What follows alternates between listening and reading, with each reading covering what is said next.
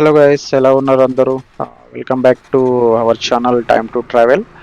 So please subscribe చేసుకోండి. కొత్త వాళ్ళు ఎవరైనా మన వీడియో చూస్తున్నట్టయితే సో మీరు చేసే ప్రతి ఒక్క సబ్స్క్రైబ్ మాకు ఒక మంచి మోటివేషన్ లాంటిది. మరిన్ని మంచి వీడియో చేయడానికి మాకు మోటివేషన్ లాగా అనిపిస్తుంది.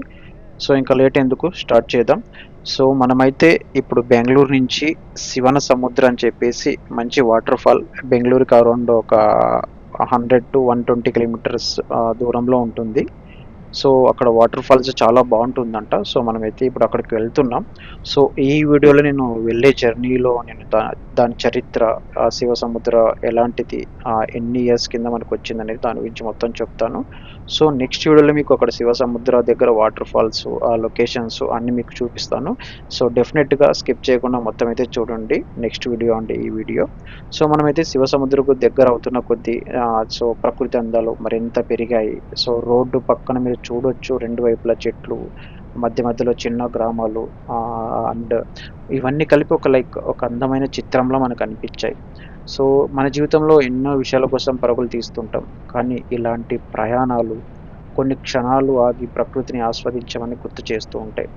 సో మనం శివన్ సముద్ర హిస్టరీకి వెళ్తే, సో మనకు శివ సముద్ర కావేరి నది ఒడిలో వెలిసిన ఒక ప్రకృతి అద్భుతం. సో శివన అంటే పరమశివుడు అని, సముద్ర అంటే పెద్ద జలరాశి అని. సో ఇక్కడ ఉన్న పురాతన ఆలయాల కారణంగా ఈ ప్రాంతానికి శివన సముద్ర అనే పేరు వచ్చిందని చరిత్ర చెబుతుందంట. సో పశ్చిమ ఘట్టాల్లో పుట్టిన కావేరి నది వేలాది గ్రామాలకు జీవనాధారంగా మారుతూ ఇక్కడికి చేరుకుంటుంది. సో ఇక్కడికి వచ్చాక కావేరి రెండు ప్రధాన ప్రవాహాలుగా విడిపోతుంది. సో అవి ఒకటి గగనచుక్కి మరియు భరచుక్కి అంట. సో ఆ రెండు జలపాతాలే శివన సముద్రకు ప్రపంచవ్యాప్తంగా గుర్తింపు తీసుకొచ్చాయి. ప్రకృతి తన శక్తిని, తన అందాన్ని ఒకేసారి ప్రదర్శించే అరుదైన ప్రదేశాల్లో ఇదొకటి అనమాట. శివన సముద్ర వాటర్ ఫాల్ ఒకటి. సో మనం ముందుగా గగనచుక్కి జలపాతం చూసుకుంటే, సో దూరం నుంచే నీటి గర్జన వినిపించడం మొదలవుతుందంట. వ్యూ పాయింట్ దగ్గరకు చేరుకున్న క్షణంలో కనిపించే దృశ్యం మాటల్లో చెప్పలేము అది, ఎందుకంటే అంత బాగుంటుందంట అది. సో ఎందుకంటే అది చాలా ఎత్తైన కొండలపై నుంచి భారీగా కిందకు దూకుతున్న నీటి ప్రవాహం అన్నమాట. సో తెల్లటి మేఘాలు నేలపైకి దిగి వచ్చినట్లుగా మనకు అనిపిస్తూ ఉంటుంది. సో ఒకవేళ మీరు వర్షాకాలంలో అక్కడికి వెళ్ళినట్టయితే ఆ జలపాతం మరింత ఉగ్ర రూపంలాగా కనిపిస్తుంది. ఎందుకంటే ఇప్పుడు వెళ్తున్న సీజన్ ఏంటంటే సమ్మర్, కాబట్టి వాటర్ చాలా తక్కువగా ఉంటాయి. ఒకవేళ మీరు వర్షాకాలంలో వెళ్ళినట్టయితే అక్కడి నుంచి చాలా వాటర్ పడుతూ ఉంటుంది, కాబట్టి కిందకి చాలా హైట్ నుంచి చాలా బాగా అనిపిస్తుంది. సో ఇట్స్ లుక్స్ లైక్ గోవాలో ఉన్న మనకి దూద్ సాగర్ వాటర్ ఫాల్ లాగా అనిపిస్తుంది అనమాట.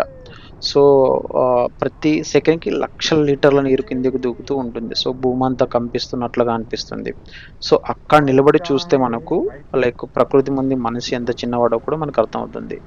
సో మనం భరచుక్కి ఫాల్స్ అంటే ఇప్పుడు గగనచుక్కి ఒక రూపం అయితే, భరచుక్కి అందమైన సంగీతంలో ఉంటుందంట. సో ఇక్కడ నీరు అనేక చిన్న ప్రవాహాలుగా విడిపోయి మెట్ల కిందకి జారుతూ ఉంటుంది. సో సూర్యకాంతి నీటి తుంపర్లపై పడినప్పుడు రెయిన్బో కనిపించే అదృష్టం కూడా కొన్నిసార్లు మనకు దక్కుతుంది. సో ఆ టైంలో మనం ఒకవేళ వెళ్తే, సో అది మనకి ఫోటోగ్రఫీ చేసే వాళ్ళకి ఇది ఒక స్వర్గధామం. సో ప్రతి కోణం ఒక అందమైన ఫ్రేమ్ లాగా వాళ్ళు క్రియేట్ చేసుకోవచ్చు. సో శివసముద్రం కేవలం ప్రకృతి అందాలకే ప్రసిద్ధి చెందలేదు, భారతదేశ పారిశ్రామిక చరిత్రలో కూడా దీనికి ప్రత్యేక స్థానం ఉందన్నమాట. సో 1902లో ఇక్కడ జల విద్యుత్ కేంద్రం ప్రారంభించబడింది. సో అది వచ్చేసి ఆసియాలోనే తొలి జల విద్యుత్ ప్రాజెక్టులో ఒకటి అనమాట. సో ఇక్కడ ఉత్పత్తి చేసిన విద్యుత్ను కోలార్ గోల్డ్ ఫీల్డ్స్కు సరఫరా చేస్తారంట. సో ఆ కాలంలో అది ఒక గొప్ప సాంకేతిక విజయంగా భావించబడింది. సో ఎందుకంటే సో ఆల్మోస్ట్ మనకి 100 ఇయర్స్ ప్లస్ ముందే మనకి అక్కడ జల విద్యుత్ కేంద్రం ప్రారంభించబడింది. సో అది మనకి ఆసియాలోని తొలి జల విద్యుత్ ప్రాజెక్టులలో అది ఒకటి అనమాట. సో అది ఈరోజు మనం ఉపయోగిస్తున్న విద్యుత్ వెనుక ఇలాంటి చారిత్రక ప్రాజెక్టుల కృషి కూడా చాలానే ఉందన్నమాట. సో ఈ ప్రదేశంలో మనం కొంతసేపు నిశ్శబ్దంగా కూర్చుంటే ఆ నీటి శబ్దం, చల్లని గాలి మరియు ప్రకృతి మధ్య గడిపిన ఆ క్షణాలు మనసుకు ఒక కొత్త ప్రశాంతతనైతే తీసుకొస్తాయి. సో, జీవితంలో మనం ఎన్నో విషయాలను వెంబడిస్తుంటాం. కానీ ఇలాంటి ప్రదేశాలనైతే నిజమైన ఆనందం చాలా సింపుల్‌గానే విషయాల్లో ఉంటుంది. గుర్తు చేస్తూ ఉంటాయి. సో, మనం వెళ్ళే కొద్దీ ఇలాంటి ప్లేస్‌లకు మనం నేర్చుకోవాల్సినవి, చూడాలనుకున్నవి సో, చాలా ఉంటాయన్నమాట. సో, మనమైతే ఆల్మోస్ట్ ఇంకా ఎంటర్ అయ్యాము. సో, ఇది మనకు వచ్చేసి ఈ ప్లేసు ఎలా ఉంటుందంటే గవర్నమెంట్ క్వార్టర్స్ ఉంటాయి గదా! హౌసెస్. సో, అలా ఉంటుంది ఎంట్రన్స్ మనకు. సో, లోపలికి వెళ్ళే కొద్దీ మనం కరెక్ట్ ప్లేస్‌కే వచ్చామా? లేదా? అన్నట్టుగా డౌట్ అయితే క్రియేట్ అవుతుంది. సో, అలా ఉంటుంది. సో, దగ్గరకు వెళ్ళే వరకు మనకి ఆ ప్లేస్ అనేది కనిపించదు. సో, ఫాల్స్ కూడా ఏంటంటే మనం హైట్‌లో ఉంటాం. సో, అది ఫాల్స్ అనేది కొంచెం డౌన్‌లో ఉంటుంది.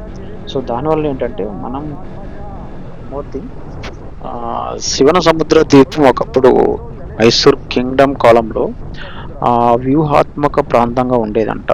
సో, ఈ ప్రాంతంలో పురాతన దేవాలయాలు, శిల్పకళ మరియు చారిత్రక ఆనవాళ్ళు ఇప్పటికీ కనిపిస్తూ ఉంటాయంట. సో, ఇక్కడ ఉన్న ప్రసిద్ధ రంగనాథ స్వామి టెంపుల్ దాదాపుగా 1000 సంవత్సరాలు అంటే 1000 ఇయర్స్ హిస్టరీని కలిగి ఉందని భావిస్తారనమాట.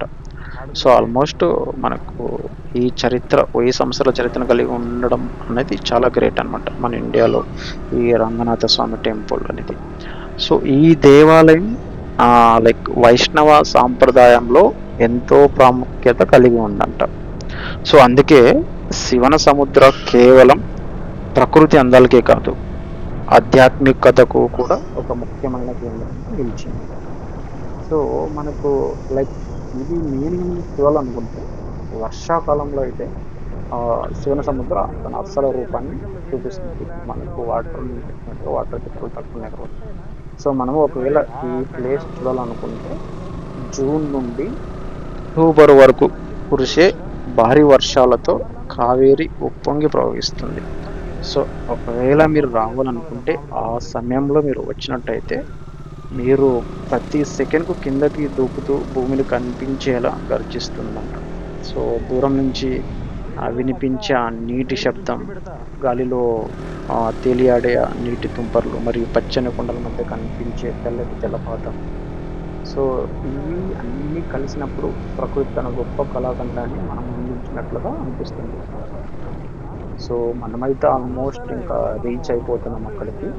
సో, మీరు శివన సముద్ర రి దగ్గరికి రాగానే మీకు ఆ ప్లేస్ ఎలా ఉంటుందంటే ఏవైనా గవర్నమెంట్ క్వార్టర్స్ ఉంటాయి కదా! సో, గవర్నమెంట్ వాళ్ళు నివసించే హౌసెస్. సో, అలా ఉంటుందన్నమాట.